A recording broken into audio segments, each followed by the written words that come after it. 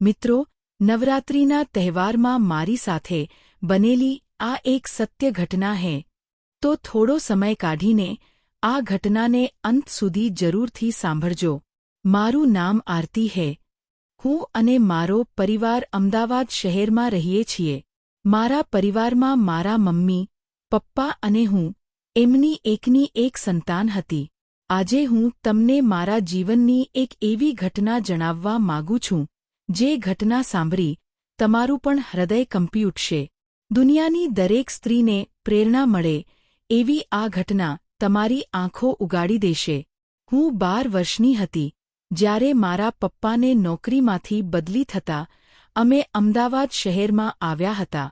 અહીં આવતાની સાથે જ થોડા દિવસ અમને નવા શહેરનો અનુભવ થતાં વાર લાગી, પણ ધીમે ધીમે અમને આ શહેર પોતાનું લાગવા માંડ્યું. પહેલાં તો અમે ગામડે રહેતા હતા, પણ મારા પપ્પાની નોકરીના લીધે અહીંયા અમારે આવવાનું થયું હતું. નવા શહેર સાથે નવા લોકો અને નવી જગ્યા પર રહેવાનું હતું. મને મારી જૂની યાદગીરી મહેસૂસ થતી હતી અને હવે તો ફરી એક નવી જિંદગી શરૂ કરવાની હતી. નોકરિયાત માણસોની આ જિંદગીથી સૌ કોઈ વાકેફ હે. એમાં કંઈ નવું ન હતું.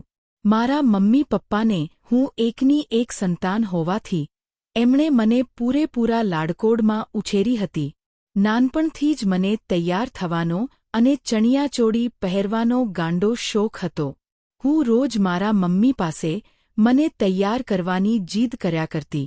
નાનપણથી જ ઘરમાં એકલી હોવાથી મારા મમ્મી પપ્પાએ મારી બધી જ જીદ અને માંગણી પૂરી કરી હતી. અને સાથે સાથે હું પહેલેથી જ એકલી રહેવાવાળી વ્યક્તિ હતી, કારણ કે ઘરમાં કોઈ બીજાનો સાથ ન હતો. એટલા માટે હું વધારે એકલા રહેવાનું જ પસંદ કરતી હતી. ક્યારેક મારા મમ્મી પપ્પા મને કોઈ પાર્ટીમાં કે કોઈ ફંક્શનમાં સાથે લઈ જાય તો પણ હું ઘરે જવાની જીદ કર્યા કરતી.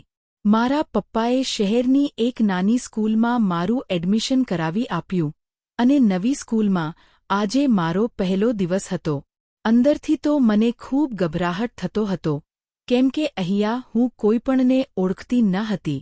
હજી તો માંડ મારી જૂની શાળામાં મને મજા આવવા લાગી હતી, ત્યાં તો મારે બીજી શાળામાં ભણવાનું થયું.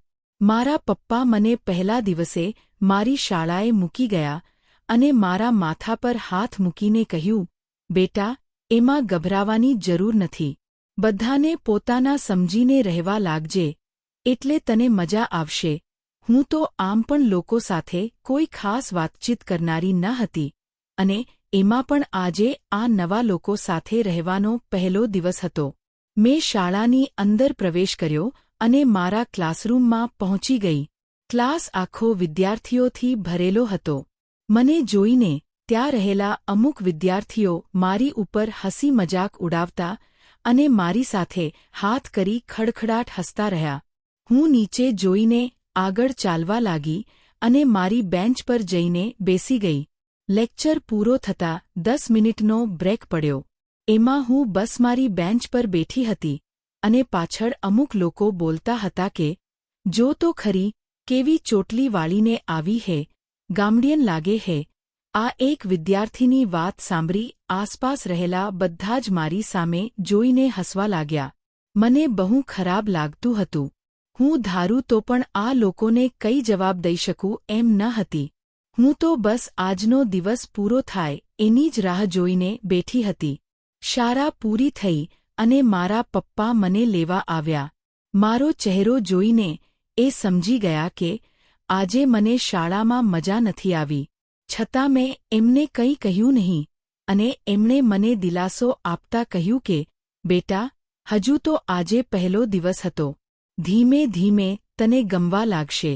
એ દિવસની રાત્રે તો મને ઊંઘ પણ નહોતી આવતી. મને એ જ વિચાર આવ્યા કરતા હતા કે હવે કાલે સવારે મારી સાથે આ લોકો શાળામાં શું કરશે. દિવસેને દિવસે મારા ક્લાસમાં રહેલા આનાના વિદ્યાર્થીઓનો ત્રાસ વધતો ગયો. ક્યારેક તો એ સર, મેડમની હાજરીમાં પણ ચિઠ્ઠી ચબરખી મારીને મને હેરાન કર્યા કરતા. એક દિવસ તો જાણે હદ થઈ ગઈ. એમાંથી 2 લોકોએ મને કહ્યું કે તને કમ્પ્યુટર લેબમાં મેડમ બોલાવે હે. હું કમ્પ્યુટર લેબમાં ગઈ. ત્યાં જઈને જોયું તો ત્યાં કોઈ પણ હાજર ન હતો અને મને થયું કે આ લોકો મને હેરાન કરવા માટે અહીંયા મોકલી હશે. હું રવાના થવા પાછળ ફરી અને ધડ કરીને દરવાજો બંધ કરી દીધો અને બહારથી લોક કરી દીધી. હું દોડીને દરવાજા તરફ ગઈ અને જોર-જોરથી મારો હાથ દરવાજા તરફ ઠપકારવા લાગી. બૂમાબૂમ કરીને રડવા લગી, પણ કોઈ મારો અવાજ સાંભળતું ન હતું.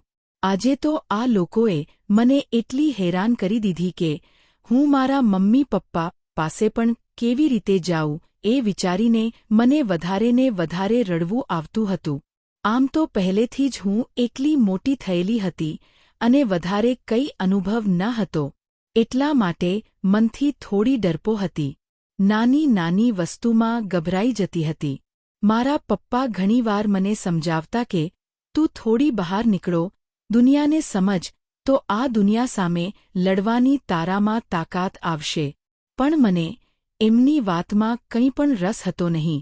ઘણી મથામણ કર્યા પછી કોઈ પણ આ દરવાજો ખોલવા ન આવ્યું. હવે તો મારો અવાજ પણ બૂમો પાડીને બેસી ગયો હતો. મેં આસપાસ નજર કરી કે ક્યાંકથી કોઈક રસ્તો મળે કે હું બહાર નીકળી શકું, પરંતુ કમ્પ્યુટર લેબની બધી જ બારીઓ બહારથી બંધ હતી. આસપાસ કોઈ વસ્તુ પણ ન હતી કે હું એની મદદથી બહાર નીકળી શકું. મારા લેબમાં ગયાને ઘણો સમય થઈ ગયો હતો. મારું મન ખૂબ ગભરાતું હતું અને એ જ ગભરાહટમાં હું બેહોશ થઈ ગઈ. એના ઘણા સમય પછી મારી આંખ પર પાણીનો અટકારો આવ્યો અને મને હોશ આવ્યો. મેં ધૂંધણી આંખો સામે નજર કરી તો મારા પપ્પા હાફડા ફાફડા થઈને મને પોતાના ખોળામાં લઈને બેઠા હતા. મારા પપ્પાને જોઈને હું રડવા લાગી. પછી મેં મારા પપ્પાને અત્યાર સુધી બધી વાત જણાવી. થોડી વાર તો મારા પપ્પા ગુસ્સે થઈ ગયા અને અમારા પ્રિન્સિપાલને આ લોકોને ફરિયાદ કરી દીધી. પ્રિન્સિપાલે પણ કડક કાર્યવાહી લીધા અને આ લોકોને સજા આપી. પછી મારા પપ્પા મને ઘરે લઈ ગયા. રસ્તામાં હું એક પણ શબ્દ બોલી ન હતી. હજુ મારા હાથ અને પગ ધ્રુજતા જ હતા. ઘરે જઈને મારા પપ્પાએ મને એની પાસે બેસાડી, માથા પર હાથ ફેરવીને કહ્યું, બેટા, એક વાત હંમેશા જિંદગીમાં યાદ રાખજે. જ્યારે પણ મુસીબતમાં હોઈએ ત્યારે બીજાની મદદની અપેક્ષા કરતા પોતાના પર વિશ્વાસ રાખવો જોઈએ, જેથી ગમે એવડી મુસીબત હોય તમે એમાંથી બહાર નીકળી શકો. અને માણસની સાચી લડાઈ તો એના ડર સામે જ હોય હે. જો એના ડરને હરાવી શકે તો એ માણસ જિંદગીમાં ક્યાંય પાછો પડતો નથી. અને હું નથી ઈચ્છતો કે મારી દીકરી આટલી નરમ બને. કદાચ દરેક વખતે તારા પપ્પા તારી મદદ કરવા નહીં આવી શકે. તારે મનથી થોડું મક્કમ થવું પડશે. પપ્પા જે કંઈ પણ મને કહી રહ્યા હતા એ બધું જ સાચું હતું, પરંતુ આજ સુધી મને આવો કોઈ અનુભવ થયો ન હતો અને નાની નાની વસ્તુમાં મને ખૂબ ડર લાગતો હતો. આ ડર મારો ક્યારે પણ ઓછો નહીં થાય એ તો હું જાણતી હતી. હું મારી રીતે મારું ધ્યાન રાખીને આવી મુસીબતમાંથી બચવાનો પ્રયાસ કરતી. દિવસો વીતતા ગયા. ધીમે ધીમે સ્કૂલમાંથી કોલેજમાં મારા પગ પડ્યા. 12મા સાયન્સમાં મેં 85% મેળવીને મારા મમ્મી પપ્પાને ગર્વ કરાવ્યો. એટલે મહેનત કરી હતી. હવે તો કોલેજમાં જવાનો સમય હતો. સ્કૂલમાં મારા 6-7 એવા મિત્રો બની ગયા હતા કે જે હવે મારી ફેમિલી જેવા જ હતા. અમે બધાએ એક જોડે જ એક જ કોલેજમાં એડમિશન લીધું હતું. હું તો પહેલેથી જ ડિસિપ્લિનમાં રહેવાવાળી અને ક્યારેક ક્યારેક મજાક મસ્તીમાં પણ ભાગ લેવાવાળી હતી. ઉંમરની સાથે ભગવાને મને સુંદરતા પણ હાથ ખોલીને ને આશીર્વાદમાં આપી હતી. અમારા પરિવારના બધા જ લોકો મારા મમ્મી પપ્પાને કહ્યા કરતા કે તમારી દીકરી તો ખૂબ દેખાવરી હે, આને તો કોઈ પણ સારો મૂર્તિઓ મળી જશે. આ લોકોની વાત સાંભળી મને થોડો ગુસ્સો આવી જ હતો કે સમાજના લોકો હંમેશા છોકરીનો રૂપ જોઈને જ એને પસંદ કરે હે. એના સંસ્કાર કે એનું ભણતર ક્યારેય ધ્યાનમાં લેતા નથી. અને મારા પપ્પા એમને વળતા જવાબમાં કહી દેતા કે અમને કોઈપણ જાતની ઉતાવળ નથી કે અમે અમારી આરુનું સગપણ એટલી જલ્દી કરી નાખીએ. પહેલાં હું એને એની જિંદગી જીવવા દેવા માગું છું. એના સપના પૂરા કરી લે, પછી એના લગ્ન વિશે કંઈક વિચારીશ. એક જ કોલેજમાં અમારા બધાનું એડમિશન થયું હતું. મારા આ ગ્રુપમાં 3 છોકરાઓ અને અમે 4 છોકરીઓ. વિવેક, શુભમ, રાહુલ, આ 3 ઇડિયટ્સ અમારા ગ્રુપના એન્ટરટેનમેન્ટ હતા. અને અમે 4 બહેનપણીઓ, સાક્ષી, રીમા, પ્રણાલી અને હું. આખી કોલેજમાં અમારા ગ્રુપને બધા સુપર 7ના નામથી ઓળખતા હતા. બધા લોકો ભણવાની સાથે પોત-પોતાના રસ ધરાવતા વિષયમાં પારંગત હતા. કોઈકને સિંગિંગનો શોખ, તો કોઈકને ડ્રોઈંગનો શોખ, તો કોઈક રખડવામાંથી જ ઊંચું ન આવે. પણ અમારી મિત્રતા એવી કે પરિવાર જ સમજી લો. બધા એકબીજાને મદદ કરવા માટે હંમેશા તત્પર રહેતા. ક્યારેક કોલેજમાંથી કોઈ છોકરા અમને કારણ વગરની કોઈ સડી કરે, તો અમારા આ 3 બોડીગાર્ડ એમનો વારો કાઢી નાખે. કોલેજમાં બધી જ એક્ટિવિટીમાં અમે લોકો ભાગ લેતા રહેતા. બધા તહેવારો, ફંક્શનો, હર એક વસ્તુમાં અમારું સ્થાન હંમેશા પહેલા નંબરે જ આવતું હતું. ક્યારેક તો આ લોકો મારી મજા ઉડાવતા કહેતા રહેતા કે આરુ, આમ તો તું બહુ હોશિયાર છે, પણ એક વાતનો અફસોસ છે યાર કે તું બહુ ડરપોક છે. નાની નાની વસ્તુમાં આમ કોણ ડરે? તને તો કોઈ પાછળથી બોલાવે તો પણ તું ઝબકી જાય હે. આમ કરીશ તો જિંદગીમાં શું આગળ વધીશ? હું એ લોકોને કહેતી કે બસ હવે કરાટેની ટ્રેનિંગ શરૂ કરવી હે, પછી તમે બધા જુઓ, એક એકને એવા મુક્કા મારીશ કે અહીંયાને અહીંયા ઢેર થઈ જશો.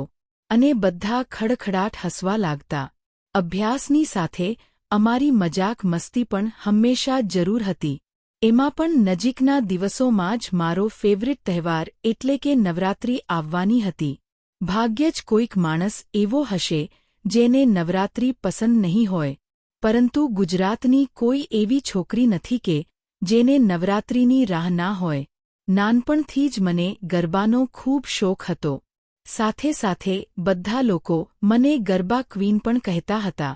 નવરાત્રિ આવે અને હું તો જાણે ગાંડી તૂર બની ગઈ હોય એવી રીતે નવરાત્રિની તૈયારી કરતી હોય.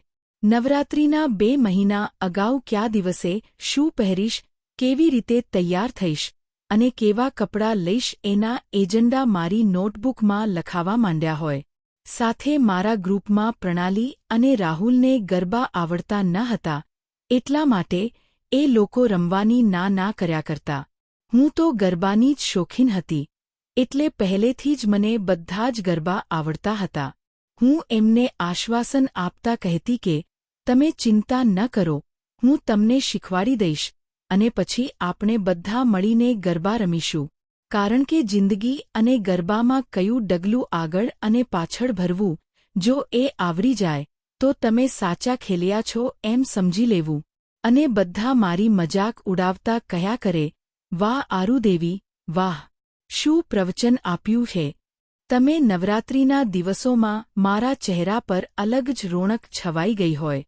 મારા પપ્પા સાંજ પડે અને મને ગરબા રમવા માટે મૂકી જાય.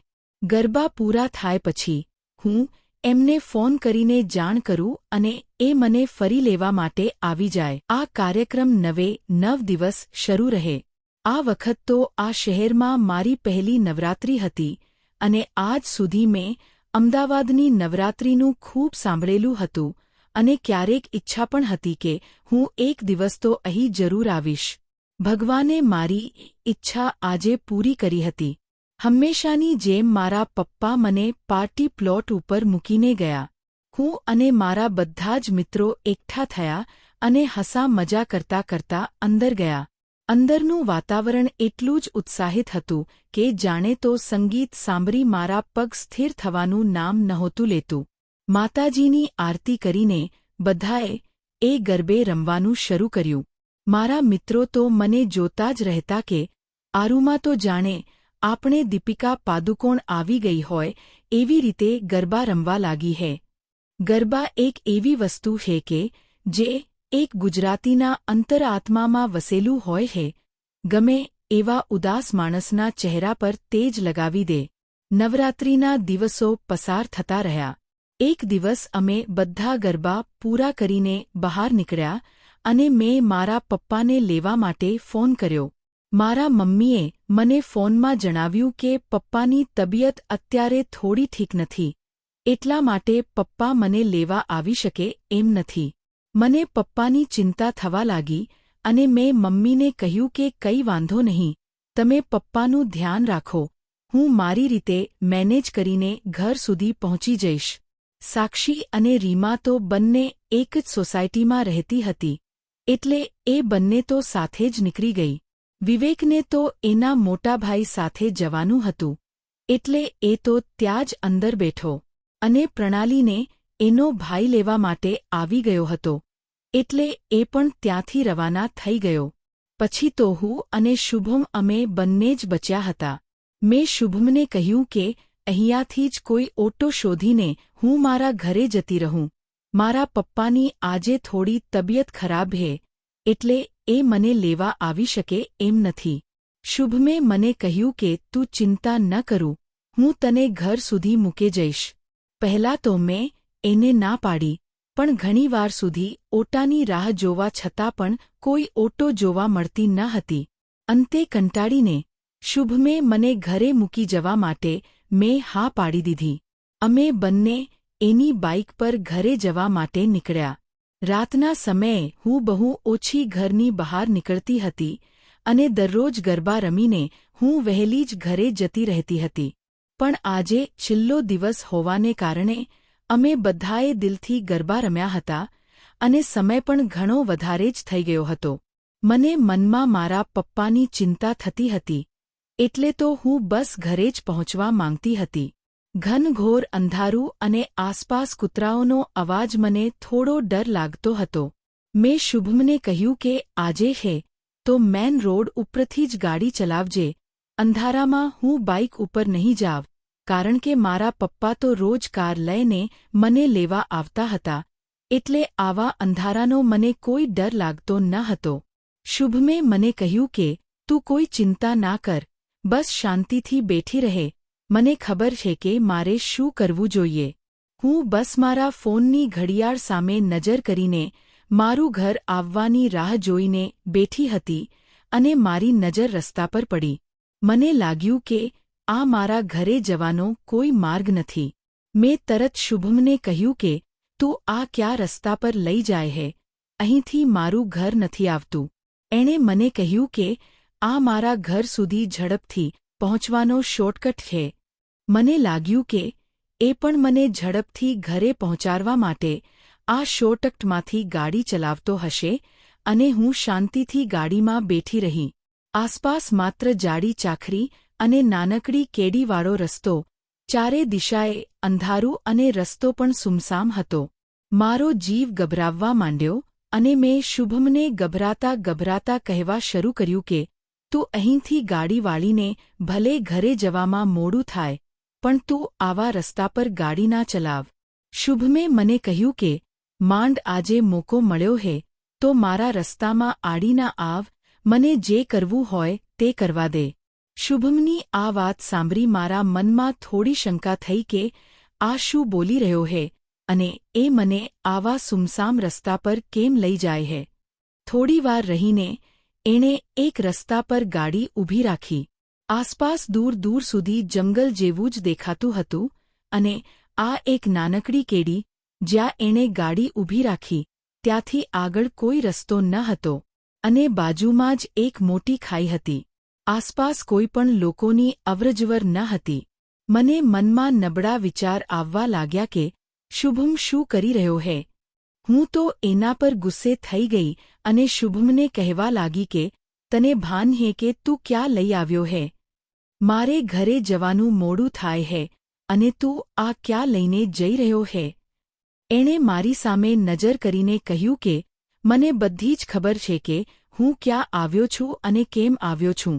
ખબર નથી કેમ, પણ આજે એની આંખમાં કંઈક બીજું જ દેખાતું હતું. જાણે તો એની નિયત બગડી હોય તેવો મને આભાસ થતો હતો. પછી એણે એક સુમસામ જગ્યા પર એની ગાડી ઊભી રાખી અને મને નીચે ઉતરવાનું કહ્યું. હું બહુ ગભરાઈ ગઈ અને એને કહેવા લાગી કે પ્લીઝ મને મારા ઘરે એકે હે અને તું મને ક્યાં લઈને આવ્યો હે. એટલી વાર તો મને મારી પાછળથી કંઈક અવાજ આવ્યો. મેં ગભરાઈને મારી પાછળની તરફ જોયું તો 2 છોકરાઓ અમારી તરફ આવી રહ્યા હતા. આ બંને એ રીતે શુભમની સાથે ઊભા રહી ગયા અને આ આવેલા છોકરાઓ મને ખરાબ નજરથી જોઈ રહ્યા હતા અને ચહેરા પર કંઈક અલગ પ્રકારનું હસતું હતું. શુભમ મારી પાસે આવ્યો અને કહેવા લાગ્યો કે કેટલાય સમયથી રાહ જોઉં છું કે ક્યારે તું મને એકલી મળે, પણ તારા જેવી ડરપોક ક્યારે હાથમાં આવી ન હતી. આજે માંડ લાગ્યું છે તો કેવી રીતે તને? અને આ 3 લોકો મારી નજીક આવ્યા. હું એક ડગલા પાછળ ભરતી રહી. એ લોકો એક ડગલા આગળ આવતા હતા અને મને કંઈ સમજાતું ન હતું કે હવે મારી સાથે શું થવાનું હે. મિત્રો, આગળની ઘટનામાં શું બન્યું તેની વાત કરીએ. તેના પહેલા આપની ચેનલને લાઇક કરીને શેર કરવાનું ભૂલતા નહીં. જે પણ મિત્રો આપણા રેગ્યુલર વિડીયોને નિહાળી રહ્યા હે અને રેગ્યુલર અમારા વિડીયોમાં કમેન્ટ કરી રહ્યા હે, તે લોકોને નામ અમે આનંદથી અહીં ઉલ્લેખ કરી રહ્યા છીએ. તે નામ આ પ્રમાણે હે: રસીલાબેન, સુધાબેન ટ્રામ્બરિયા સુરતથી, વિરલભાઈ, સુરેશભાઈ મહેતા, સ્વાતિબેન ઓઝા, શોભનાબેન, મનુભાઈ વાગડિયા સુરતથી, રાજેશભાઈ, સોનલબેન પરમાર, સરોજબેન, મધુબેન કાકડિયા પટેલ, પ્રવીણભાઈ પટની, સુરેશભાઈ જોશી ઝાલા, ચંપાબેન હળવદ, જાગૃતિબેન. આ બધા જ મિત્રો આપણા અગાઉના વિડીયોમાં ખૂબ સરસ મજાની કમેન્ટ કરી રહ્યા હે, જેમનો અમે હૃદયપૂર્વક આભાર માનીએ છીએ. મિત્રો, જો આમાંથી કોઈ પણ લોકોના નામ બાકી રહી જતા હોય તો આવતા એપિસોડમાં અમે જરૂરથી તે નામનો ઉલ્લેખ કરવાની કોશિશ કરીશું. પરંતુ આપ દરેક એપિસોડમાં કમેન્ટ કરતા રહો, સાથે આપનું નામ પણ લખતા રહો, જેથી અમને આપનું નામ બોલવામાં સરળતા રહે. અને ખાસ મિત્રો નોંધ લો કે જે પણ મિત્રોએ ચેનલને સબસ્ક્રાઇબ કરી હોય અને વિડીયોને લાઇક કરેલ હોય તેના નામ જ ઉલ્લેખ કરવામાં આવશે. તેથી ખાસ કમેન્ટની સાથે આપનું નામ પણ લખતા રહેવું. આપનું નામ વાંચીને તમારા સગાવહાલા જો અમારા વિડીયોને જોતા હોય તો તે પણ ગર્વ અનુભવી શકે. તો ચાલો મિત્રો, હવે આગળની ઘટનામાં શું બન્યું તેની વાત કરી લઈએ. શુભમે મારી નજીક આવીને મારો હાથ પકડી લીધો અને કહેવા લાગ્યો કે હું તને ખૂબ જ પ્રેમ કરું છું, એટલે મારી થઈ જા, બાકી હું તને જીવતી નહીં રાખીશ. હું એની વાત સાંભળી ખૂબ ગભરાઈ ગઈ અને કહેવા લાગી કે તું આ શું બોલી રહ્યો હે? આપણે તો ખૂબ સારા મિત્રો છીએ અને તું આ મારી સાથે શું કરી રહ્યો હે? એ મને કહેવા લાગ્યો કે અમે તો મિત્રો તો રહીશું જ, એમાં મને કોઈ વાંધો નથી, પણ બસ આજની રાત અમને 3 દોસ્તારોને ખુશ કરી દે. કાલથી અમે તને કામ વગર પણ બોલાવીશું નહીં. શુભમની આ વાત સાંભળતા જ મને એના પર ગુસ્સો આવ્યો અને મેં એને એક તમાચો લગાવી દીધો. મારા આ તમાચાના લીધે એનો મર્દ અહંકાર ઘવાયો અને જાણે તો એમાં કોઈ રાક્ષસ કે હેવાન આવી ગયો હોય એવી રીતે એ મારી સાથે બળજબરી કરવા લાગ્યો. હું બૂમાબૂમ કરીને રડવા લાગી. બધાના સામે હાથ જોડતી રહી અને મારી ઇજ્જતની ભેગ માંગતી રહી, પણ આ લોકો મારી કોઈ વાત સાંભળતા ન હતા. મને અફસોસ થતો હતો કે મેં શા માટે શુભમની સાથે ઘરે જવાનું નક્કી કર્યું. હવે તો મને ખબર પણ ન હતી કે હું ઘરે જઈ શકીશ કે નહીં. મારા મમ્મી પપ્પા ઘરે મારી રાહ જોતા હશે અને હું આ હેવાનનો શિકાર બની ગઈ. હું આજ સુધી આવી રીતે એકલી ઘરની બહાર અને એ પણ રાતના સમયે નીકળતી ન હતી, અને જે વસ્તુને લઈને મને ડર હતો આજે મારી સાથે એ જ થઈ રહ્યું હતું.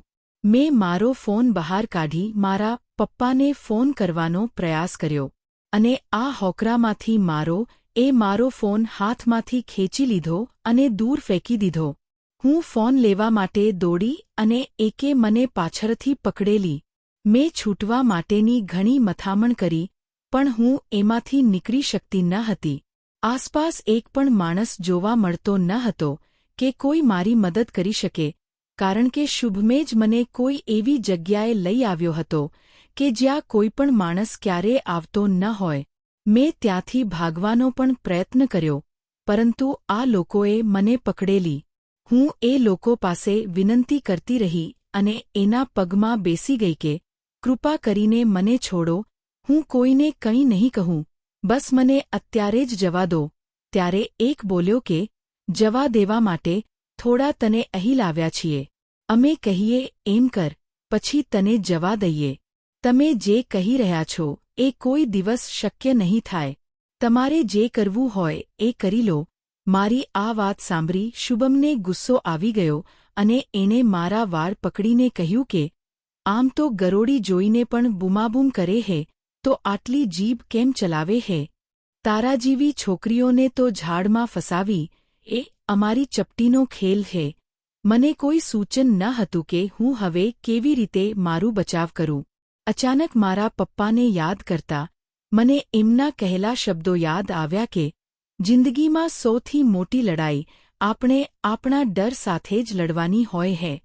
જો આપણે એને હરાવી દઈએ તો આપણે જિંદગીમાં જીતી ગયા સમજી લેવું. મેં એક ઊંડો શ્વાસ લીધો, ઘૂંટણ પર બેસી ગઈ અને હાથ જોડતા જોડતા રડવાનો ઢોંગ કર્યો. નીચે આસપાસ જોઈને 2-3 નાના મોટા પથ્થર દેખાયા. મેં પથ્થર લેવાની કોશિશ કરી અને 2 પથ્થર મારા હાથમાં આવી ગયા. મેં મોકો જોતા જ આ પથ્થર આ લોકોને ફેંક્યા અને એક પથ્થર એકના માથા પર લાગી ગયો, એટલે બીજું એને સંભાળવામાં ગયો. ત્યારે મેં શુભમને જોરથી ધક્કો મારી ત્યાંથી ભાગી નીકળવા માટે આગળ ગઈ. સાથે મેં એક ધૂળની મુઠ્ઠી પણ હાથમાં ભરી લીધી. શુભમ જેવો ઊભો થઈને મારી પાછળ દોડવા ગયો, ત્યાં જ મેં આ ધૂળ ભરેલી મુઠ્ઠી એના ચહેરા ઉપર નાખી અને એની આંખોમાં ધૂળ જતા એને કંઈ સ્પષ્ટ દેખાતું ન હતું અને મને મોકો મળી ગયો કે હું ત્યાંથી નીકળી શકું. અને પહેલા છોકરાઓની પાસે મારો ફોન મેં હળવેકથી ખેંચી લીધો અને એમાંથી 100 નંબર પર ફોન કરી દીધો અને હું આસપાસ કંઈ પણ જોયા વગર ભાગવા લાગી. એટલી વારમાં તો આ લોકો પણ મારી પાછળ પાછળ દોડવા લાગ્યા અને કહેવા લાગ્યા કે આજે તો તું હવે નહીં બચે, તે બહુ ખોટું કરી દીધું. હું અંધારામાં અજાણ્યા રસ્તા પર દોડવા લાગી અને આ લોકો મારી પાછળ જ આવતા હતા.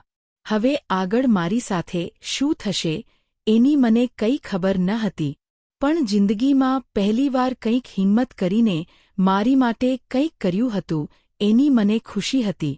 થોડે આગળ જતા મને થોડું અજવાળું દેખાયું અને મને સમજાઈ ગયું કે કદાચ મેઇન રોડ આવી ગયો હશે અને એટલી જ વારમાં મારી નજર સામે આવતી એક લાઇટવાળી ગાડી પર પડી અને આ ગાડી પોલીસની હતી.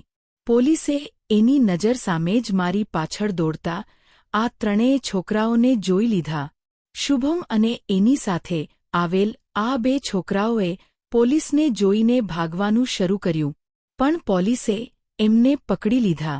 પછી તો મેં આ 3 છોકરાઓના વિરુદ્ધમાં પોલીસ સ્ટેશનમાં ફરિયાદ નોંધાવી અને એમને કડકમાં કડક સજા મળે તેની માંગણી કરી. એટલી વારમાં તો પોલીસે મારા ઘરે પણ જાણ કરી દીધી હતી. મારા મમ્મી પપ્પા તરત જ પોલીસ સ્ટેશન પર આવી પહોંચ્યા. મારા મમ્મી પપ્પાને જોઈને હું તો એમને ભેટીને રડવા જ લાગી. મારા પપ્પાનું શરીર પૂરી રીતે તબતું હતું, છતાં મારી આ વાત સાંભળતા એ અહીંયા દોડી આવ્યા હતા. પછી તો પોલીસ ઇન્સ્પેક્ટરે આખી ઘટનાની વાત મારા મમ્મી પપ્પાને કરી. આજે મને મારા પપ્પાની આંખોમાં મને લઈને ગર્વ અને ચિંતા બંને દેખાતી હતી. એક તો એમના વગર એની લાડકી સાથે બનેલી ઘટના અને બીજી તરફ એની લાડકીએ આજે સિંહણ બનીને સામનો કર્યો. એ ઘટના આજે મને પહેલીવાર અંદરથી ડર નહોતો લાગતો અને આજે મારું મન એટલી હિંમત કરીને આવી મુસીબતનો સામનો કરીને ખુશ હતું. હું શુભમની પાસે ગઈ અને ફરી એને એક તમાચો લગાવ્યો અને કહ્યું, થેન્ક યુ, મારો ડર આવી રીતે ખતમ કરવા માટે. પણ એક વાત યાદ રાખજે કે ક્યારે કોઈ છોકરીને નબળી ન સમજતો. છોકરીની તાકાત ભલે કીડીની જેમ હોય, પણ જ્યારે એ ચટકો ભરે ને ત્યારે ભલભલાને સુજાડી દેહે.